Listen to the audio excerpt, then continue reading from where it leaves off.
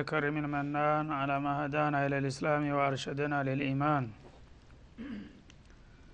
وأنزل هذا القرآن الكريم بالبرهان وأرسل لنا أفضل الرسل بأفصح اللسان فله الحمد والشكر على هذه النعم العظيمة والآلاء الجسيمة والصلاة والسلام على خير خلق الله وخاتم رسول الله الذي قال ما اجتمع قوم في بيت من بيوت الله يتلون كتاب الله ويتدارسونه فيما بينهم إلا نزلت عليهم السكينة وغشيتهم الرحمة وعفتهم الملائكة وذكرهم الله في من عنده وعلى آله وصحبه ومن اهتدى بهديه وبعد. فقد وقفنا في درس أمس عند قوله جل وعلا من سورة البقرة: فمن خاف من موص جنفا أو إثما فأصلح بينهم فلا إثم عليه إن الله غفور رحيم. فلنبدأ من هنا. أعوذ بالله من الشيطان الرجيم.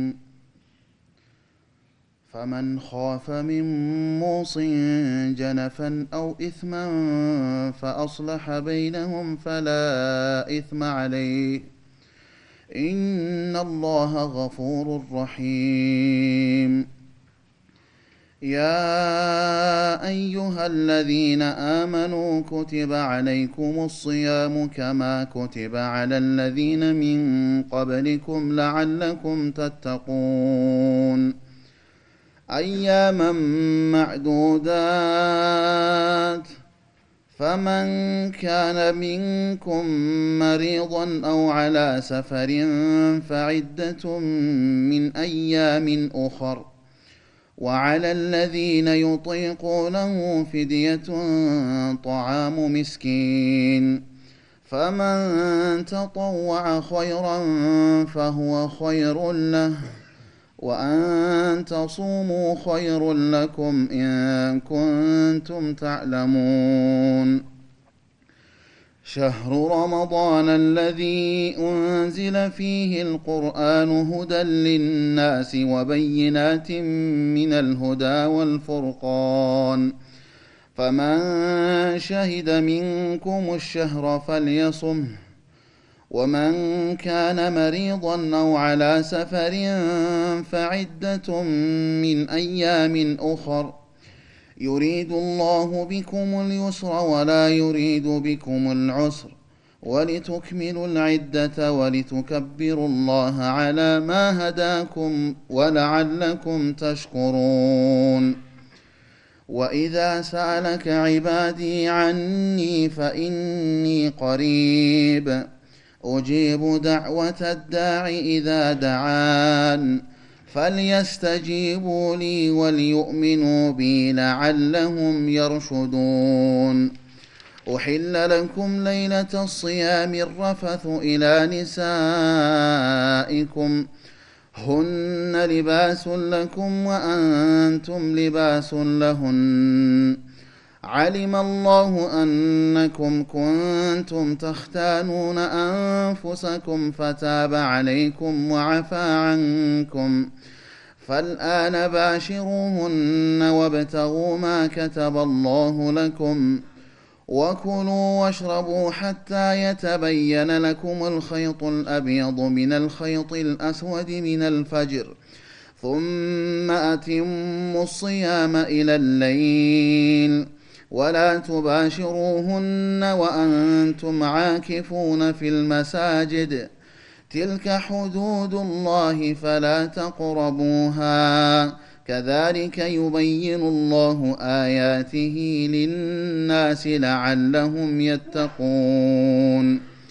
ولا تأكلوا أموالكم بينكم بالباطل وتدلوا بها إلى الحكام لتأكلوا فريقا من أموال الناس بالإثم وأنتم تعلمون.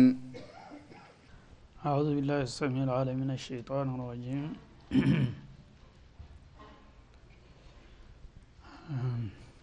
የተነንትናው አያት ሐሳቡ ሳይጠቃለል ነበርና ጊዜው ያለቀው ከዛ ለማያያዝ አንድ አያት ወደ ኋላ መመለስ ይኖርብናል። كتب عليكم إذا حضر أحدكم الموت ብሎ ነበር ስለ ወሲያ አንስቶ አንድ ሰው የሞት ምልክት በሚከሰትበት ጊዜ ታሞ በሚደክም ጊዜ ከዚህ መማልዲንም የሚል ተስፋ የመነመነ ሲመጣ ኑዛዜ መናገር እንዳለበት ይጠቅስልናል ማለት ነው። كتب عليكم ማለት فرض عليكم በእናንተ ላይ ግዴታ ተደርጎ ተደነገገ። إذا حضر أحدكم الموت ከእናንተ መሃል አንድን ሰው ሞት በሚመጣው ጊዜ انترك خيرا ማለት انترك مالا خير بمعنى المال ይመጣል ብዙ ጊዜ ማለት ነው። وإنه لحب الخير እንደሚለው አላዲያት ላይ ገንዘብ እንደ በርከት ያለ ገንዘብ ኑዛዜ ሊያደርግበት የሚያስችለው ገንዘብ ካለው ይህ ሰው ከመሞቱ በፊት ወሲያ ማድረግ አለበት ይላል። አልወሲየቱ للوالدين كتب عليكم الوصيه ኑዛዜ ግዴታ ተደረገበት። ለማን ነው ኑዛዜ የሚሰጠው? ለወላጆችና ወልአቅረቢን ለአቅራቢያ ዘመዶች بالمعروف በህጋዊ መንገድ ወይም በተለመደው ስርዓት ለማለት ሐቀን አለል ሙተቂን ይሄን ማድረግ አላህን በሚፈሩና በጥንቁቃን ላይ ግዴታ ተደረገባቸው ይላል።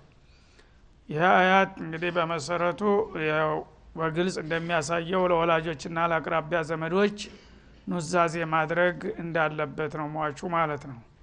ግን ትንሽ ቆይቶ ተሽሯል ይህ አያ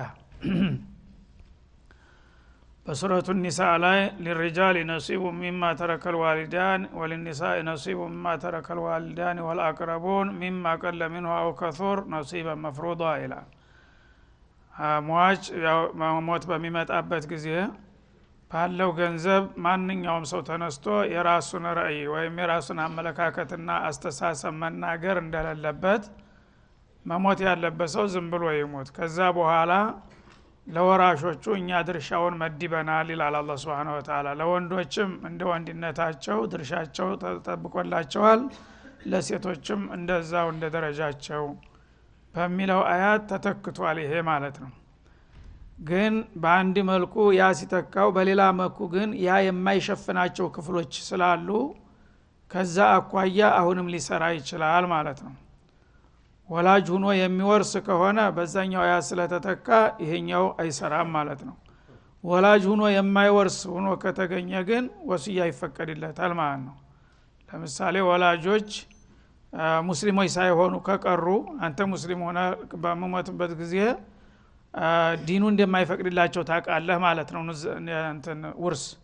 ስለዚህ ለወላጆች ያው ሃይማኖቱ ስለሚለያየን ይሄን ያህል ገንዘብ ተንብረቴ ተናዝጀላቸዋለሁ ካለ ይሰጣቸዋል ማለት ነው ካፊርም ቢሆኑ። ለምን ያው ወላጆቹ ናቸው በእምነትም ቢለያዩ።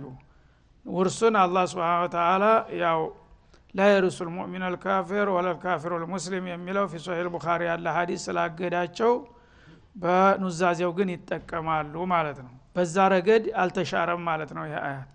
ወላቅራቢን የሚለውም ሲመጣ እንደዛው ነው። አቅራቢያ የሆኑ ዘመዶች አሉህ ግን አይወርሱም ወይም ደግሞ ሃይማኖት ለያይቷቸዋል ለነሱም ኑዛዜ ልታረክ ከፈለክ አሁንም ትችላለህ ማለት ነው። ግን የሚወርሱ ሆነው በእምነትም የምትገናኙ ከሆናችሁ ለአቅራቢያዎችም መናዘዝ የለብህም። ምክንያቱም አላህ በአያተል ሚራስ ድርሻቸውን መድቦላቸዋልና ማለት ነው። ምክንያቱም የሰው አመለካከት ሁልጊዜ ስሜታዊ ነው። አንድ ሰው ቅርቡ ዘመድ እያለ ሩቁን ዘመድ ያስቀድማል። ብዙ ሊሰጠው የሚገባው ችግረኛው እያለ እሱ ለሚፈልገው የበለጠ ሊሰጠው ይችላል ማለት ነው። አላህ ግን የሁሉም ጌታ ነው። የሁሉም ጌታ እንደመሆኑ አንዱን ካሉ አድሎ ያረግበትም የሚገባውን ቋሚ መብቱን ነው የሚሰጠው ማለት ነው። ስለዚህ ሰዎች መብትን ቢሰጣቸው ሊያስተካክሉ ፍትህ ሊያከብሩ አይችሉም። ብዙ ጊዜ ከልጆች መካከል እንኳን አድሎ ይደረጋል ማለት ነው። ሁሉም የራሱ ልጆች ሆኖ አንዱን ይወደዋል አንዱን ይጠላዋል። አንዳንድ ልጅ እንዳውም እንዳይወርሰኝ ብሎ ማገጃ የሚያደርጉ ሰዎች አሉ እና ልጁ መሆኑ እየታወቀ አይወርሰኝ ይላል። እንደገና የልጅ ልጁን ሩቅ ዘመዱን እገሌ ይውረሰኝ የሚልበት ሁኔታ ይመጣል ማለት ነው። ይሄ ስሜታዊ ነው፣ ፍትህ ጋር ማይሄር ነገር ስለሆነ እንደዚህ አይነት ነገር በሚከሰትበት ጊዜ ዋሪስ ከሆነ በአጠቃላይ አላ ኢነላህ ቀድ አዕጣ ኩለ ذي حق حقا ፈላ ወሲየተ ሊዋሪስ አሉ ረሱል አለይሂ ሰላቱ ወሰለም አያተል ሚራስ ከወረደ በኋላ ለውርስ መብት የሚገባቸውን እያንዳንዳቸው ድርሻቸውን መድቦላቸዋል ከዛሬ ጀምሮ የመውረስ መብት ያለው ሰው ኑዛዜ አይፈቀድለትምና ዝም ብላችሁ ሙቱ ብለዋል ማለት ነው ስለዚህ በአገራችንም በተለምዶ የዚህ አይነት ስተት ብዙ ጊዜ ይደገማል ሰዎች ያወቅን እየመሰላቸው በህይወታቸው ይያሉ በልጆች በቤተሰብ በሚስቶች በአባት በእናት ሳይቀር ኑዛዜ እንደፈለጉ ዝም ብለው የሚናገሩ አሉ ማለት ነው ይሄንን እርሻ ለገሌ ይሄኛውን ቤት ለገሌ ይሄኛውን በሬ ለገሌ እያሉ ይመድባሉ ይሄ ስተት ነው ወንጀል ነው ስለዚህ አላህ Subhanahu Wa Ta'ala የመደበላቸውን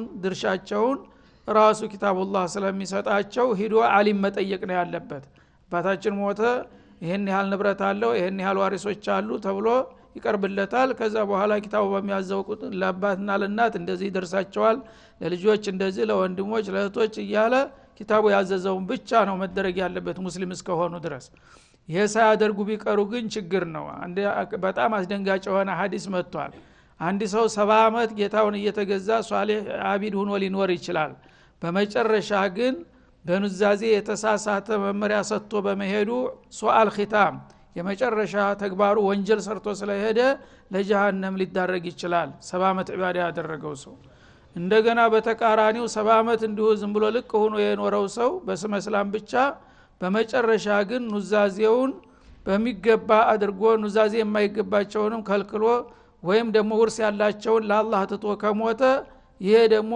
የመጨረሻ አላህን ጋክብሮ በመሄዱ ለጀነት ሊሆን ይችላል የሚላል ማለት ነው ስለዚህ ብዙ ጊዜ ስሜታዊ የሆኑ የሰው ልጆች በማያገባቸው እየገቡ የመጨረሻ ወንጀል ሰርተው የሚሄዱ ብዙዎች ስለሆኑ ይሄንን ልናውቅና ልናሳውቅ ይገባል ማለት ነው فمن بدله ይሄን ኑዛዜ አላህ Subhanahu Wa Ta'ala እንግዲህ በባለቤቱ እንዲነገር ካደረገ በኋላ አንድ ሰው መጥቶ ቢያዛባና ቢቀይረው ማለት ነው بعدما سمعه ባለቤቱ ሲናገር ከሰማ በኋላ ሌላው ፉዱሊ ተነስቶ እንደዚህ ያለው እንደዚህ ነው እያለ ሊያዘባርቅ ቢሞክር فانما اثمه على الذين يبدلونه ያ ኑዛዜውን የማፍረሱ ወንጀል በሚቀይሩ ሰዎች ላይ ይጫናል ይላል ተናዛዡ በሸሪዓው መሰረት በትክክሉ ተናዞ ሙቷል ግን አናዛዦቹ ታዛቢ የነበሩት ሰዎች አንዳንድ ጊዜ ወገናዊ ሆኑና ኑዛዜውን ይገለብጡታል ማለት ነው ሊሰጥ ያለውን ይከለክሉታል ይከልከል ያለውን ይሰጡታል ወይም ብዙ የተባለለትን ጥቂት ያረጉበታል በምስክርነት ቃላቸው ማለት ነው ጥቂት የነበረውን ይጨምሩለታል እንደዚህ የሚሉና እንግዲህ በመሃል ጣልቃ ገብተው በተናዛዥና በተናዘዘላቸው ሰዎች መካከል የሚፈተፍቱ ታሉ እነዛ ተጠያቂዎች ናቸው ይላል ምክንያቱም ተናዛዡ መብት አለው አላህ ስልጣን ሰጥቶታል በገዛ ገንዘቡ የታባዘዘው መሰረት ከሆነ ይችላል ሌሎቹ ሰዎች ግን ያንን ያለውን ነገር እንዳለ ተንፊዝ ማድረግ ተግባራዊ ማድረግ ነው እንጂ ያለባቸው ጣልቃ ገብተው አስተያየት መስጠት አይችሉም ማለት ነው ይህ ሲባል ግን ሰውየው በተሳሳተ መልኩ ተተናዘዘ ማረምና ማስተካከል ደግሞ እንደሚፈቀድላቸው የሚቀጥለው አያት ይገልጽልናል ማለት ነው فانما اثمه على الذين يبدلونه ኑዛዜን የሚያዛቡና የሚቀያይሩ ካሉ እነዚያ በወንጀሉ ተጠያቂ ይሆናሉ ተናዛዡ ግን በትክክል እስከ ተናዘዘ ድረስ ተጥቢቅ እንኳን ባይደረግ እሱ በአላህ በኩል ተጠያቂ አይሆንም ማለት ነው እንደገና በትክክል እስካደረገ ድረስ ደግሞ አጅርም ያገኛል ان الله سميع عليم አላህ ሁላችሁም የምትሉትን በቅርብ ሰሚና እንዲሁም ምስጥራችሁን በጥልቅ አዋቂ መሆኑን አውቃችሁ መጠንቀቅ አለባችሁ በእኔ ህግና ድንጋጌ ውስጥ ጣልቃ እንዳትገቡ ሲል ያስጠነቅቃል فمن خاف من موص جنفا ተናዛዡ በሚናዘዝበት ጊዜ ያን የሰማችሁትን በትክክል ተግባራዊ አድርጉ እንጂ በመሐከል ገብታችሁ እንዳትቀያይሩ ሲባል እሱ በትክክል ተናዞ ከሆነ ነው ግን ተናዛዡ በሚናዘዝበት ጊዜ ጀነፍ ከፈራችሁና ወይም ታወቃችሁ ይላል ጀነፍ ማለት መይላ عن الحق ማጋደል ከእውነቱ አጋደለ ሰውየው ሲናዘዝ አባባሉ ከሸሪዓው ጋራ የማይጣጣም ሆኖ አገኛችሁት ማለት ነው ያኔ ወዳውኑ ታርሙታላችሁ የታመመ ሰው ራሱን መቆጣጠር ስለማይችል ምናልባት የመሙ እንግዲህ መቋቋም አቅቶት ተስተት ሊናገር ይችላል ያን ጊዜ ሲሳሳት ካገኛችሁት አይገሌ እንደዚህ ያልከው ቃል እኮ ከሸሪዓ ጋር አይሄድም በዚህ ፈንታ እንዲህ ብለ ብታስተካክለው ጥሩ ነው ብላችሁ ብትመክሩና ብታርሙት ይቻላል ማለት ነው። ለምን እሱም እንዳይሳሳት ወንጀል ሰርቶ እንዳይሄድ እነዛ ደግሞ የማይገባቸውን እንዳይወስዱ ማለት ነው። እና ፈመን ኻፈ ማለት ሁለት አይነት ትርጉም ይኖረዋል። አንደኛ ፈመን ያው ቃሉ እንደሚያመለክተው የፈራ ማለት ነው። ምንድነው የሚፈራው? ሚሙሲን ከተናዛዡ ጀነፈን መይለን عن الحق ከሐቅ ማጋደሉን ከፈራ ይሄ ሰው ያነጋገሩ ደስ አላለኝም ስተት ነው እየተናገረ ያለው ካልክ ማለት ነው። አው ኢስመን ወይም ደግሞ ወንጀልን የፈራ ማለት በቀጥታ የለየለት ስተት እየተናገረ ነው ሰውየው ማለት ነው። የፊተኛው ግን ካለማወቅ የተነሳ ሁን ብሎ ለማጥፋት ፈልጎ ሳይሆን በስተት ነው። ወይም ደግሞ እመሙ ስለተጫነው ራሱ መቆጣጠር አቅቶት ነው እንጂ ሁን ብሎ እንደማያጠፋ ታውቃለህ ማለት ነው። ሁለተኛውሳ አው ኢስመን ማለት ሁን ብሎ አጠፋ ማለት ነው። ያው አጢፋዊ ስሜታዊ ሆነና ላንዱ ከፍ አድርጎ ለሌላው ደግሞ ዝቅ አድርጎ ወይም ለሚገባው ትቶ ሰው ይናዘዝለታል ብሎ የሚጠብቀው ቀርቶ ለማይጠብቀው ሰው ሲያደርጋየው ማለት ነው። ለምሳሌ ዝምድና ያለውን ትቶ በጭራሽ የማያውቀውን ሰው ወይም ባዕድ የሆነውን ሰው ካደረገ ትክክል አይደለም። ይልቅስ በገሌ ፈንታ እገሌ በጣም የተቸገረው እያለ ላለው ሊሰጥ ይችላል ማለት ነው። እና ይሄን ማረግህ ካልቀረ ለምንድነው ምስኪን ብትረዳበት እኮ ሶደቃ ይሆንልሃል ብለ ብታስታውሰውና ብታርመው ማለት ነው። ሁለተኛው ፈመን ኻፈ የሚለው ፈመን ዓሊመ ኻፈ بمعنى ዓሊመ ይመጣል አንዳንድ ጊዜ ያወቀ ሰው ማለት ነው። ምንድነው የሚያውቀው? ሚሙሲን ከተናዛዡ ጀነፈን ከሐቅ ማጋደሉን ባለማወቅና በመሳሳት ተሐቅ አጋደለ። አው ኢስመን ወይም ደግሞ ሲታወቀው ሁን ብሎ ስተት ሰራ ስተት ከናገረ ብሎ ያወቀ ሰው فاصلح بينهم የስተት በሚፈጸምበት ጊዜ በተናዛዥና በሚናዘዝላቸው መካከል ጣልቃ ገብቶ አንተ እንደዚህ ከማለት እንደዚህ ማለት ይሻላል ለነገሌ ከምትል ለነገሌ ብታደርገው ይሻላል ሰው የሚታዘባል አላህም አይወደውም የሚገባው ቀርቶ ለማይገባው ብለ ብታርመውና ብታስተካክለው فلا اثم عليه ይሄ ቅድም ጣልቃ ትግቡ ከሚለው ጋር አይገናኝም። ወንጀል የለብህም እንደውም አጅር ታገኛለህ በማስተካከልህ ማለት ነው። የፊተኛው ግን ሲናዘዝ ዝም ብለህ ተቀምጠ ሲያበቃ ተሄደ በኋላ ማዘባረቅ ማለት ነው። ይሄኛው ግን ሰውየው እያለ ነው። ሰውየው እያለ ስተት ሲፈጽም ሲሳሳት እያየህ ዝም ከማለት መራሚንኩም ሙንከረን ፈሊገይሩ ተብሏልና እንደዚህ ከምታረግ እንደዚህ አድርግ እንደዚህ ከምትል እንደዚህ በል ብለህ ብታስተካክለው እሱሁን ብሎ ቢሳሳት ወይም ደግሞ ባለማወቅም ቢሆን ይሄን በማድረግህ ጣልቃ ገባት ተባለም ወንጀልም የለብህም እንዳውም ግዴታህን ተወጣል አጅር ታገኛለህ ይላል ማለት ነው። ኢነላህ ገፉሩር ረሂም እና አላህ ይሄን በማድረግ ምህረተ ሰፊና ሩህሩህ ነውና ምንም ችግር የለም ይላል ማለት ነው። እንደገና ካለፈም በኋላ ማስተካከል ይቻላል የዚህ አይነት ስተት ማለት ነው። ሰውየው መጀመሪያ ይሄ የታዛቢው ላይኖር ይችላል ግን እሱ በሌለበት ተናዞ የተናዘዘውን ቃል ሲያየው ከዲኑ አኳያ ስተት አገኘበት ማለት ነው። ያ ሰውየው ሙቷል ሊታረም አይችልም። ግን ኋላ ሰውየው እንደዚህ ብሎ ተናዟል በኑዛዜው መሰረት ግን ከሸርዑ ጋር አይጣጣምም። ይሄ በዚህ ቢስተካከል እናንተም የተሳሳተ በሆነ መረጃ ላይ ተመርኩዛችሁ ያልሆነ ክፍያ ከምታካሂዱ ዋሪሶችን ተሰብስብና ማለት ነው። ዋሪሶችና የተናዘዘላቸውን ክፍሎች እናንተ ዋሪሶች መብታችሁ ይሄ ነው በውርስ ደረጃ እናንተ ደግሞ ኑዛዜ የተደረገላችሁ ይሄ ነው። ለምሳሌ ከሱሉስ በላይ ኑዛዜ ቢያደርግ በሸርዕ ተከለከለ ነው። ግፋ ቢል የፈለገው ቢበዛ ከአንድ ሶስተኛ በላይ መናዘዝ አትችልም። የመጨረሻ ጣራ አንድ ሶስተኛ ነው። አንዳንዱ ግን በዝም ብሎ በስሜት ግማሽ ገንዘቤን ኑዛዜ አድርጌያለሁ ሊል ይችላል ማለት ነው። ወይ ሁለት እጁን ሊል ይችላል። ያኔ ዋሪሶች ይጎዳሉ ማለት ነው። የዚህ የኑዛዜው ክፍል በጣም ከፍ ስላለ ያኔ ዋሪሶችና የተናዘዘላቸውን ሰብስበህ ሸሪዓው ነብዩ ያሉት አለይሂ ሰላቱ ወሰለም ኑዛዜ ተሱሉስ አያልፍም ብለዋል። አثሉቱ ወثሉቱ ከቲር ብለዋል። ሰዒድ ኢብኑ አቢ ወቃስ የተባለው ሱሐቢ ታሞ ደክሞ ሊያውት በሚመጡ ጊዜ እኔ ብዙ ገንዘብ አለኝ ወራሽ ግን ትንሽ ነው እና አንድ ሴት ልጅ ብቻ ናት ያለችኝ ለሷ ይበዛባታል ለኔ እንዲጠቅመኝ እኔ ሁለተኛ እጁን ኑዛዜ ባደርገው ሱሉሱ ይበቃታል ለልጅቱ ምን ይመስለዎታል ብሎ አማከራቸው። ላ አሉት አይሆንም ሱሉስ ብቻማ አይፉን ለሷ አይሰጣትም አሉ። ወሸጥር አላቸው ግማሽ ባደርገውስ ግማሹን ለልጅቷ ግማሹን ብንዛዜ ባደርገው ላ ይሄም አይሆንም አሉት ወثሉث አላቸው አንድ ሶስተኛውን ባደርገው ሳለኑዛዜ ሲል አثሉث ማእዙን ثሉث ይፈቀዳል ወثሉث كثير አሉ እሱም እየበዛ ሲበዛ ነው ብሻው ግደለም ብለው ፈቀዱ ማለት ነው ስለዚህ አንዱ ተነስቶ ዝም ብሎ ግማሽ ገንዘቤን ለነገሌ አከፋፍሎ ግማሹ ለወራሾች በቃቸዋል ቢል ይሄንን እያየ ዝም ማለት የለብህም ረሱል አثሉث كثير ብለዋል ግፋ ቢል ثሉث አንድ ሶስተኛ ነው የምትችለው ከዛ በላይ ከሄድክ ግን የወራሾችን መብት ትጋፋለህና ይሄን ተው ማለት አለብህ ተሞተም በኋላ ቢሆን እሱ እኮ ተثሉث በላይ አይፈቀድለትም መናዘዝ ይሄን በማድረጉ ወንጀል ሰርቷል በአላህ ዘንድ ያስጠይቀዋል አላህ ይቅር ይበለው እናንተ ደግሞ አላህን እንዲምርላችሁ እሱን ተፈለጋችሁ ተስተካከሉ ለወራሾች ይሄን ያህል ነው የሚገባቸው ለነሱ መጨመር አለበት ምናዘዝላቸው ደግሞ ከይበላ አይፈቀድላቸውም በዚህ ተስማሙ ብለህ ልታስታርቃቸው ይገባል ማለት ነው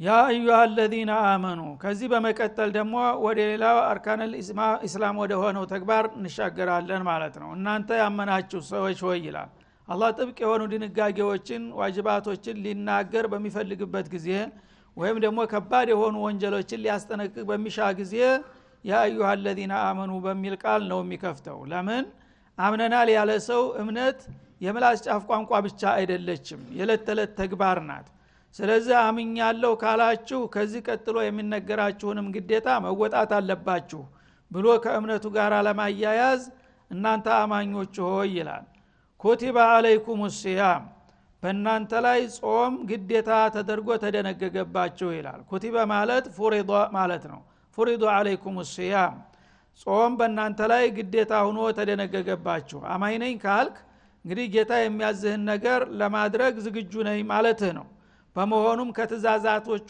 አንዱ ጾም ነውና ጾም በእናንተ ላይ ግዴታ ሆኖ መደንገጉን ወቁና ከዛሬ ጀምራችሁ እሱንም በስራ ላይ ለማዋል ተዘጋጁ ይላል ከማ ኩቲበ አለ الذين من قبلكم ከናንተ በስተፊት በነበሩት ህዝቦች ላይ ግዴታ ሆኖ እንደተደነገገ አይነት ይላል እንግዲህ አርካነል ኢስላም የሚባሉት ነጥቦች በእኛ ዲን ብቻ ሳይሆን አላህ በላካቸው ነብያትና ባወረዳቸው ኩቱቦች ሁሉ በቋሚነት የታዘዙ ነገሮች ናቸው ጾምም በቀደምት ነብያት የታዘዙ ግዴታዎች ከሆኑት አንዱ ነበረ ማለት ነው ስለዚህ ጾም በእናንተ ላይ ግዴታ ተደርጓል በእናንተ የተጀመረም ሳይሆን ከናንተ በፊት በነበሩትም ህዝቦች በነሷራዎችም በይሁዶችም ከዛም በፊት ባሉ ታላላቅ ነብያት ባመጧቸው ሃይማኖቶች ሁሉ ጾም ተደጋጋሚ ግዴታ እየሆነ ነው የመጣው አሁንም ታዲያ እናንተ ኸይረ ኡማ እንደመሆናችሁ ከሌላው መብለጥ እንጂ ማነስ ስለሌለባችሁ ጾምም ምናልባት ቢከብዳችሁም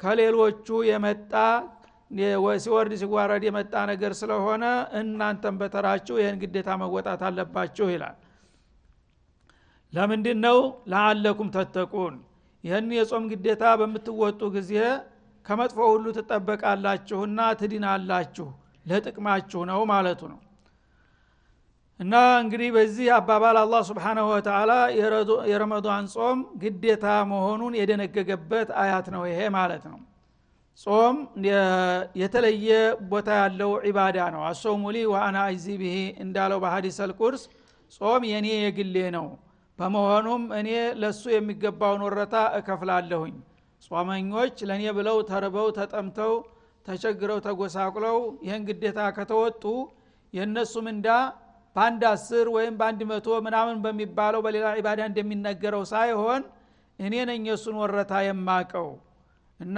እንዳው ዝም ነው የሱ ተመኑ አይታወቅም ይላል ማለት ነው ለምን ጾም ሰዎችን ከፍላጎታቸው ጋራ የሚያላትም ነገር ነው ማለት ነው ሰው ራሱን ወዳር ነው እንደሚታወቀው በየጊዜው መብላት መጠጣት መደሰት ይፈልጋል ይሄን ነገር ደግሞ ዲሃ ምናልባት ባለመኖሩ ለምዶት ይሆናል ራቡን ሀብታምና ባለጸጋዎች ግን በየደቂቃው አፋቸው ያባራም የተለያዩ ነገሮችን ያመሰኳሉ ያን ነገር በአንድ ጊዜ አቁምና ድርቅ ብለዋል መባልበት ጊዜ ፈታኝ የሆነ ነገር ነው በመሆኑም ይሄ ነገር የጌታዬ ትእዛዝ እስከሆነ ድረስ ይሁን ግደለም ብሎ ራሱን አቸንፎ ሰይጣንን ተቋቁሞ ለኔ ሲተራመት ከዋለ ይህ አይነቱ ምንዳው ይሄን ያህል ነው አይባልም እኔ ነኝ የማቀው ይላል ማለት ነው።